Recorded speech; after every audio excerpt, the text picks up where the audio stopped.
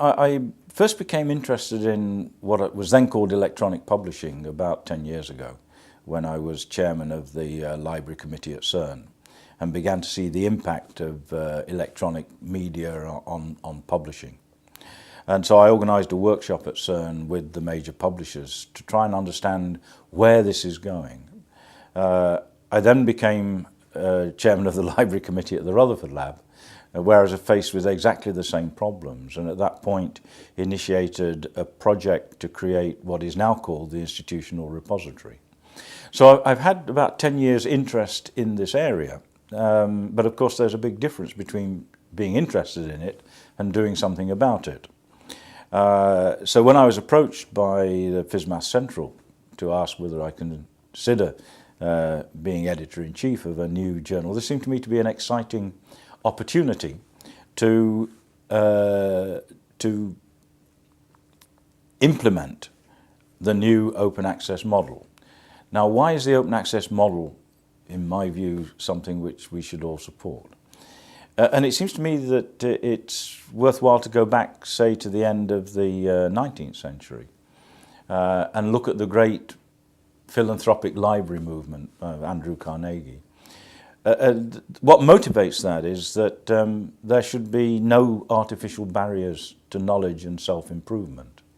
And in the late 19th century, the way you did that was to provide free access to literature, free access to knowledge through the free public libraries. Now, 100 and something years later, the web, the internet, allow us to take that one stage further, because you have the library, you have to be able to walk to it, so it's a rather local thing. The internet and the World Wide Web is a very much global phenomenon.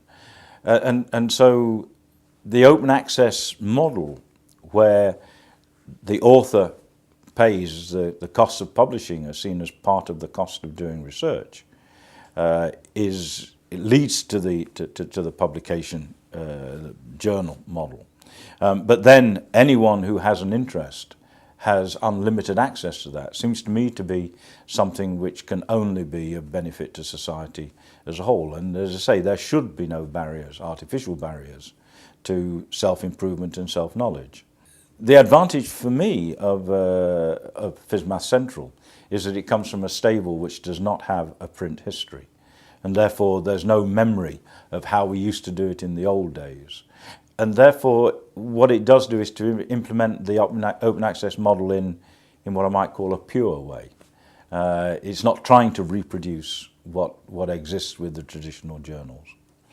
And I think because of that, there are opportunities for creating new types of journal and new types of information, of being able to use the cross-linking power of the internet to be able to deliver to the researcher something which is considerably more than just electronic access to the information, but it will allow him. One of the other things which I did while I was at the Rutherford Lab was, for a couple of years, I was also director of their eScience Centre, and am therefore was very much involved in developing the eScience paradigm, the concept of portals, the idea of combining data from different sources in order to produce new knowledge, which was only implicit in separate data sources taken separately. But when you put them together, then you create something new. And the first requirement for this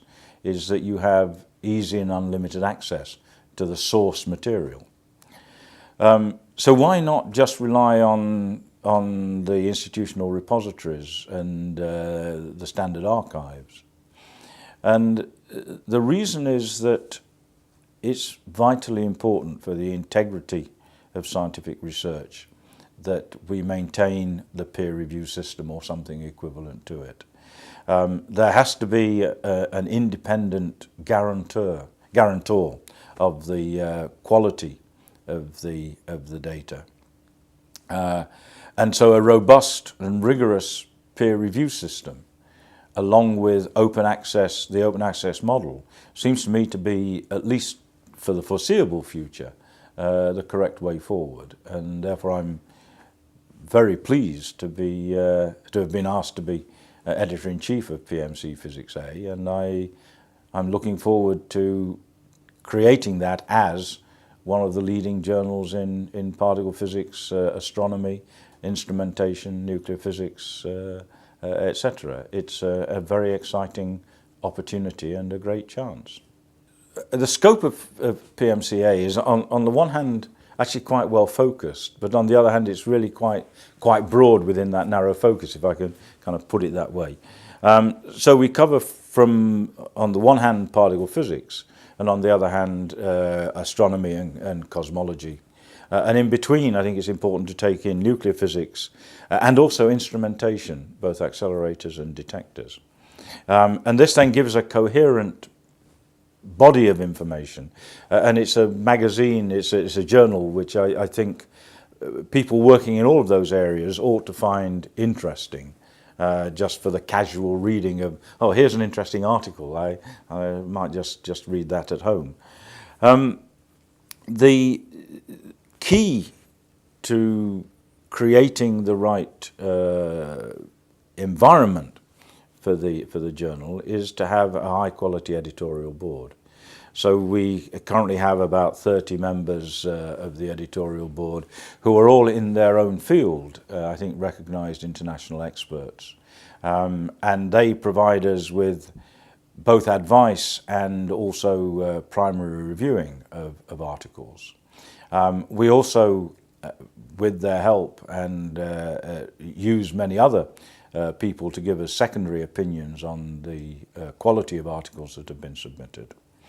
One of the advantages of a purely electronic open access journal rather than a print version which has been made available online is that we can be very flexible about the type and mix of articles that we publish.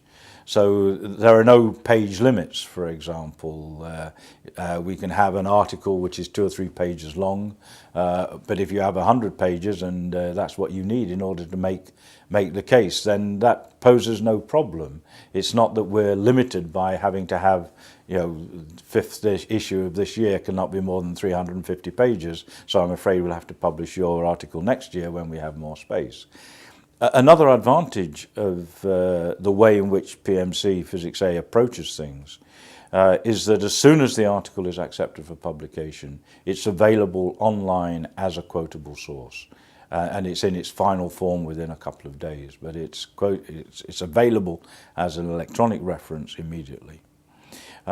We also have the possibility both to accept input from and to deposit articles in archive, so that for the physicists and cosmologists and others who use archive essentially as their pre-printing service, then there's a very easy and transparent interface between the archive and PMC Physics A.